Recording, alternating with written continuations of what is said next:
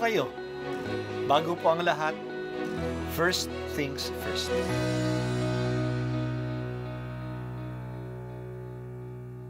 Good morning po. Sinisimulan po natin ngayon ang first things first.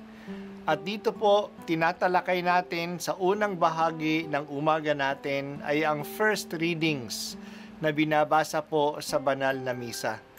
Ito pong tinatalakay natin kasi madalas po kasi marami na tayong alam tungkol sa gospel readings. Pero konti po ang nagsasalita sa first readings.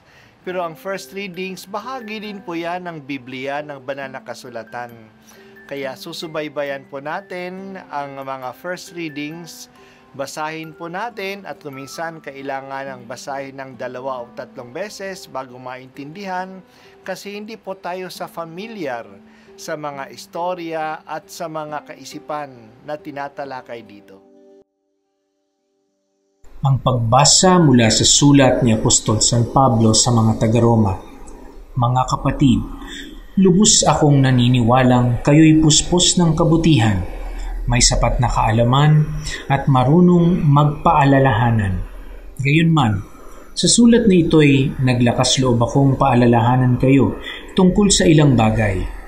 Ginawa ko ito dahil sa kaloob ng Diyos sa akin na maging lingkod ni Kristo Jesus bilang saserdote sa mga hentil. Ipinangangaral ko sa kanila ang mabuting balita ng Diyos upang sila'y maging handog na kalugod-lugod sa Kanya.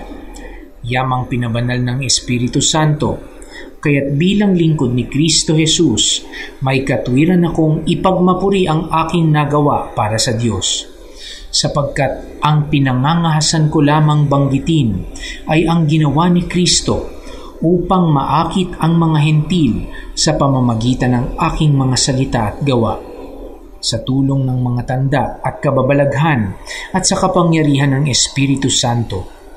Kaya't sa lahat ng lupain mula sa Jerusalem hanggang sa Ilirico ay ipangangaral ko ang mabuting balita tungkol kay Kristo. Ang hangad ko'y ipangaral ito sa mga dakong hindi pa kilala si Kristo upang hindi ako mangaral sa napangaralan na ng iba. Ganito ang sinasabi ng kasulatan, makikilala ang hindi pa nakababalita tungkol sa Kanya, makauunawa ang hindi pa nakaririnig tungkol sa Kanya. Ang salita ng Diyos. Salamat sa Diyos. Maliwanag kay Pablo ang kanyang misyon. Siya ay tinalaga ng Diyos upang ipangaral ang magandang balita. At kanino? Sa mga hintil, sa mga hindi Hudyo. Sila rin ay may karapatang makarinig ng magandang balita ng kaligtasan. At saan niya ipinangaral ang magandang balita ito? Sa mga lugar na hindi pa naaabot nito. Conscious si Pablo rito. Kaya iniiwasan niya ang mga lugar na ipinangaral na si Jesus bilang Kristo. Sinasadya niyang puntahan ang mga lugar na hindi pa naaabot ng magandang balita. Sumulat siya sa mga taga-Roma kasi may balak siyang pumunta roon, hindi upang manatili doon kasi may mga Kristiyano na doon, kundi upang mula doon gusto niyang pumunta sa kanluran, tulad ng Espanya upang doon magpahayag. Mabuti pa si Pablo at maliwanag sa kanya ang kanyang misyon.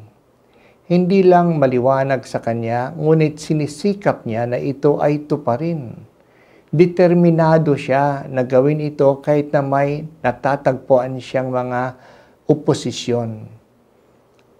Hindi maganda ang dating sa ibang mga Hudyo na si Pablo ay nagpapahayag sa mga hintil at sinasabi niya sa kanila na makatatanggap din sila ng kaligtasan at ng pagpapala kung sila ay manalig sa Diyos. Hindi na kailangan, sabi niya, ang mga ritual at mga batas ng mga Hudyo para sa kanila. Hindi ito matanggap ng maraming mga Hudyo, kahit na ng mga Kristiyanong Hudyo. Naniniwala pa rin sila na kailangan daw dumaan muna sa pagtanggap ng pagtutuli ang mga hindi Hudyo para maging Kristiyano sila. Pero patuloy pa rin si Pablo sa kanyang pagmimisyon. Madali na pumunta sa mga tao na kilala na siya at kilala na rin ang kanyang mensahe. Mas mahirap pumunta sa mga tao at mga lugar na hindi pa siya kilala at hindi pa kilala ang Kristo at hindi pa kilala ang lumang tipan. Pero nakita ni Pablo na ito ang kanyang misyon. Napuntahan ang mga hindi pa naaabot ng iba. Talagang dakilang misyonero si Pablo. San Pablo, ibahagi mo rin sa amin ang iyong tapang at ang iyong sigla sa pagpapahayag ng magandang balita. Ngayon pa man, marami pa ang hindi nakakatanggap ng magandang balita. Sa iyong inspirasyon, magawa sana namin ang kahit na maliit na pamamaraan upang maabot namin sila.